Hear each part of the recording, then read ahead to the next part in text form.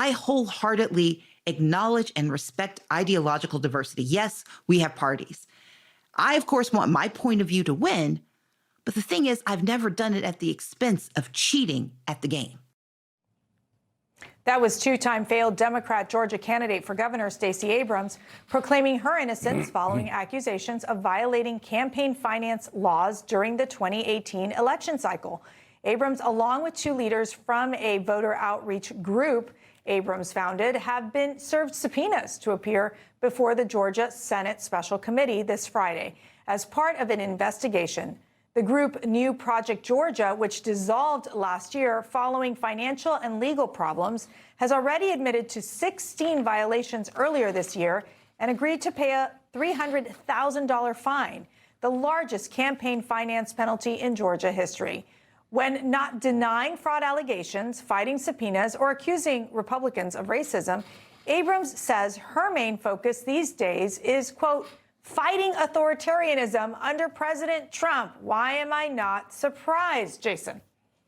Yeah, well, because maybe if we didn't have some authoritarian aspects under President Trump, there wouldn't be people like Stacey Abrams needing to fight it. I think with this, again, this really looks like a pattern. It looks like, Republicans have been going after Democrats, whether at the national level or the state level. We've seen it's Well, they failed. admitted to the fine. They admitted to the violation. Yeah. I think poor management is different than fraud.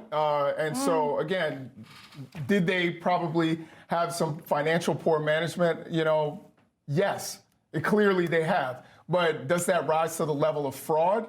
We'll have to see, and we'll just get Vance's fraud team on that. Authoritarianism of Trump. Please tell me how. This is the real civil rights. I can tell you how. This is the real civil rights emergency we have in the country, which every other democracy around the world understands, because when we travel around the world, they always say, why the hell do you vote for 45 days? Why do you have all these crazy ways in which you can vote? Almost every other democracy even has a holiday for voting, which I don't love, but I like a lot better than 45 days of voting. And they vote in one day. Some countries, it's mandatory that you vote. You have to pay a fine to not vote.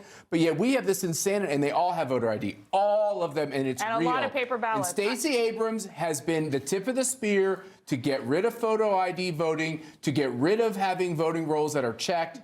That is the big fraud here. This is the big civil rights crisis. The whole world sees it, and it's disgraceful. Like we're at Jim Crow 7.0 at this point with her. She was the start of the 2.0. And I remember this because I lived in Georgia. I'm from Georgia. And she got the All-Star game moved out of Atlanta. They lost a ton of local economy and money that could have been made during the time, all for her fight for the voter ID that she claimed was racist, which you point out that most countries typically have. But this was all, her plan all along. But that's what I remember. Provide free IDs and have election day. They are. Whatever. It's an election day. Whatever.